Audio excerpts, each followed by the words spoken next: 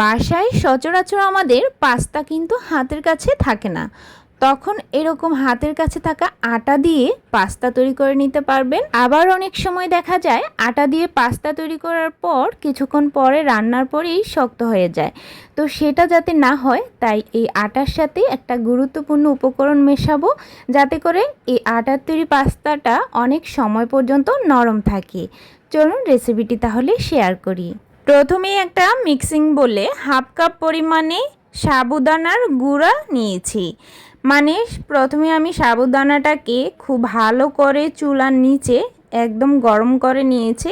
আপনি চাইলে কড়া রোদে দিয়েও ভালো করে গরম করে তারপর গুঁড়ো করে নিতে পারেন।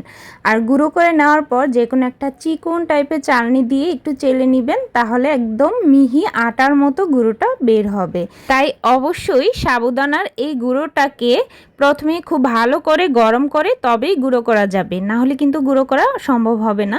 আর গুঁড়ো করার পর এরকম মিহি গুঁড়ো অবশ্যই বের করে নিতে হবে। তো আমি এখানে হাফ কাপ পরিমাণে সাবুদানার গুঁড়া দিয়েছি, সাথে এর ডাবল পরিমাণে দিয়ে দিচ্ছি আটা। এখানে আটার পরিবর্তে আপনি চাইলে ময়দাও ব্যবহার করতে পারবেন। তো এখানে যদি আপনি সাবুদানা অর্ধেকটা দেন তার ডাবল করে আটা দিতে হবে। তো এখানে সামান্য পরিমাণে একটু স্বাদের জন্য দিয়ে দিচ্ছি লবণ। লবণটা যেন খুব বেশি না হয়, এরকম অল্প একটুই দিতে হবে। এবার পাস্তার এই ডোটাকে মাখানোর জন্য আমি গরম জল ব্যবহার করছি। তার জন্য প্রথমে হাফ কাপ পরিমাণে এখানে গরম জল ব্যবহার করছি। অল্প অল্প করে অ্যাড করে করে মাখাতে হবে, একবারে দিতে গেলে ডোটা কিন্তু পারফেক্ট হবে না। আর এমনিতেও সাবুদানার গুঁড়াটা কিন্তু খুব দ্রুতই জলটা শুষে নেয়, তো এটা কিন্তু অবশ্যই একটু খেয়াল বুঝে দিবেন। তো আমি কিন্তু কতটুকু লেগেছে সেটাও বলে দিচ্ছি। এখানে আমার পুরোপুরি 1 কাপ লাগেনি, 1 কাপের থেকে একটু কম লেগেছে। আর যতটুকু আটা আমি ব্যবহার করেছি ততটুকু থেকে একটুখানি কম লেগেছে। এবার এই পাস্তার ডোটাকে খুব ভালো করে মেখে নিয়েছি।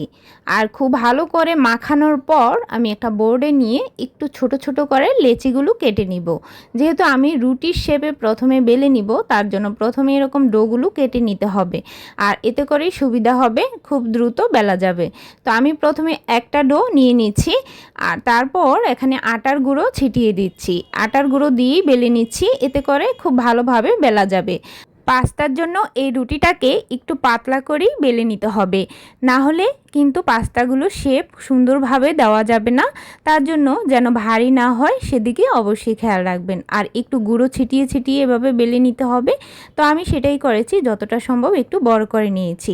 এবার একটা ছুরির সাহায্যে একটা সাইড থেকে এভাবে লম্বা করে কেটে কেটে নিয়ে আসছি। তারপর আমি আরেকটা সাইড থেকেও ঠিক সেমভাবে কেটে নেব। আপনারা ভিডিওতে দেখেই বুঝতে পারবেন যে কিভাবে করছি। আর সাইজগুলো যাতে খুব বেশি বড় না হয় এরকমভাবেই করে নিচ্ছি।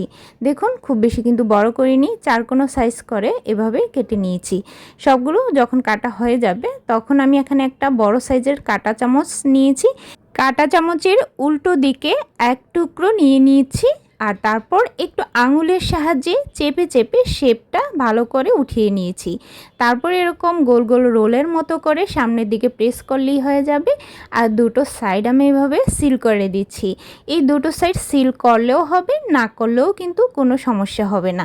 আপনাদের ইচ্ছে অনুযায়ী শেপগুলো আপনারা ডিজাইনও করে নিতে পারবেন। অন্য যে কোনো ডিজাইন আপনাদের ভালো লাগে সেটাও কিন্তু করে নিতে পারবেন। আর দেখুন এভাবেই ঠিক সবগুলো আমি করে নিচ্ছি, একটু চেপে চেপে তারপর পিছন থেকে রোলের মতো করে এক জায়গায় করে নিচ্ছি। ঠিক এই শেপগুলো দিয়ে আজকের পাস্তাগুলো আমি তৈরি করে নিব। তো সবগুলো যখন শেপ দেওয়া হয়ে যাবে তখন আমি এর মধ্যে আটার গুঁড়ো ছিটিয়ে দিচ্ছি, যাতে করে একটা পাস্তার সাথে আরেকটা পাস্তা লেগে না যায়। লেগে গেলে কিন্তু সেগুলো আর ভালো হবে না। তো যাতে লেগে না যায় সেজন্য এখানে আটার গুঁড়ো দিয়ে খুব ভালো করে মেখে নিতে হবে। এবার পাস্তাগুলোকে সিদ্ধ করে নিব। তার জন্য একটা কড়াইয়ে বেশ পরিমাণে জল দিয়েছি।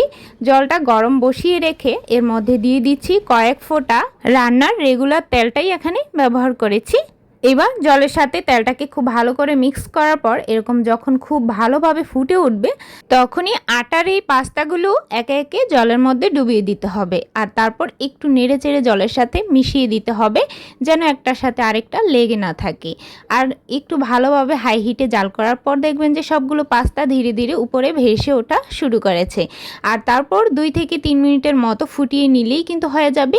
একটু আমি একটা প্লেটে উঠিয়ে দেখিয়ে দিচ্ছি যে পাস্তাগুলো কীরকম সিদ্ধ হয়েছে। খুব বেশি যাতে সিদ্ধ না হয় সেদিকেও কিন্তু খেয়াল রাখতে হবে। তো দেখুন পাস্তাগুলো চামচের সাহায্যে এভাবে কেটে যাচ্ছে, তাহলে বুঝবেন কিন্তু পাস্তাগুলো খুব সুন্দরভাবে সিদ্ধ হয়েছে। এই পাস্তাগুলো কিন্তু সিদ্ধ হতে খুব বেশি সময় লাগে না। তো 2 থেকে 3 মিনিট পরেই দেখবেন যে সিদ্ধ হয়ে গেছে। আর তারপর জলটা ঝরিয়ে সাথে সাথেই ঠান্ডা জল দিয়ে একটু ধুয়ে নিব, যাতে করে এই গরম ভাপে একটার সাথে আরেকটা পাস্তা লেগে না যায়। এবার পাস্তাটা রান্না করে দেখাচ্ছি। তার জন্য এখানে কিছুটা তেল দিয়েছি। তেলটা একটু গরম হয়ে গেলে এর মধ্যে পেঁয়াজ কুচনো দিয়ে দিচ্ছি। আমি এখানে পেঁয়াজটা কিন্তু একটু বাড়িয়ে দিয়েছি, আপনারা কম বেশি ব্যবহার করতেই পারেন। তো পেঁয়াজটা মিডিয়াম ভাজা হলে, খুব বেশি ভাজা না, মিডিয়াম ভাজা হলে এর সাথে বাকি উপকরণগুলো একে একে অ্যাড করতে থাকবো। প্রথমে অ্যাড করে দিচ্ছি কয়েক টুকরো কাঁচামরিচ, মাঝখান থেকে একটু ফালি করে কেটেছি, সেগুলো দিয়ে দিচ্ছি। আর দিয়েছি একটা ক্যাপসিকামের অর্ধেকটা চিকন করে কেটেছি। আর দিয়ে দিচ্ছি 2টো মিডিয়াম সাইজের টমেটোগুলোকেও কুচি করে কেটে নিয়েছি। এখানে আপনি চাইলে টমেটোর পরিবর্তে টমেটো সসটাও ব্যবহার করতে পারেন, তবে টমেটো দিলেও বেশ ভালো লাগে। তো যেটা ইচ্ছে ওইটাই ব্যবহার করতে পারবেন, যেটা হাতের কাছে থাকে। তো সাথে স্বাদ মতো একটুখানি লবণ দিয়ে দিচ্ছি। অবশ্যই স্বাদ অনুযায়ী লবণটা ব্যবহার করবেন, খুব বেশি যেন লবণ না হয় সেদিকেও খেয়াল রাখতে হবে। এবার এর সাথে অ্যাড করে দিচ্ছি ম্যাগির ম্যাজিক মশলাটা। এটা আপনারা অবশ্যই বাজার থেকে নিয়ে আসতে পারবেন। তো এখানে আমি 2 প্যাকেট ব্যবহার করেছি। এই মশলাটা দিলে টেস্টটা অনেক বেশি ভালো আসে, তাই অন্য কোনো মশলা দেওয়ারও প্রয়োজন পড়ে না। মশলাটা দিয়ে একটু কিছুক্ষণ ভালো করে ভেজে নেওয়ার পর সেই জল ঝরিয়ে রাখা পাস্তাগুলো অ্যাড করে দিচ্ছি। পাস্তাগুলো দিয়ে খুব বেশিক্ষণ নাড়বো না, 2 থেকে 3 মিনিটের মতো একটু ভালো করে মশলার সাথে মিশিয়ে জাস্ট একটু ভেজে নিয়ে তারপর নামিয়ে নিতে হবে। আজকের এই সহজ আর ইউনিক এই পাস্তা রেসিপিটি আপনাদের কাছে কেমন লাগলো অবশ্যই কিন্তু কমেন্ট বক্সে জানাতে ভুলবেন না।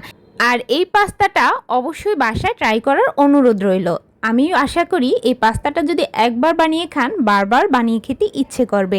এতটাই নরম হয়েছিল আর তুলতুলে, সংরক্ষণ করেও কিন্তু খেতে পারবেন। এরকম আরও মজার মজার সব ইউনিক রেসিপিগুলো আমার চ্যানেলে দেওয়া আছে, চাইলে কিন্তু ঘুরে আসতে পারেন। আজকের মতো এ পর্যন্ত। সবাই সুস্থ থাকবেন, ভালো থাকবেন। ধন্যবাদ সবাইকে।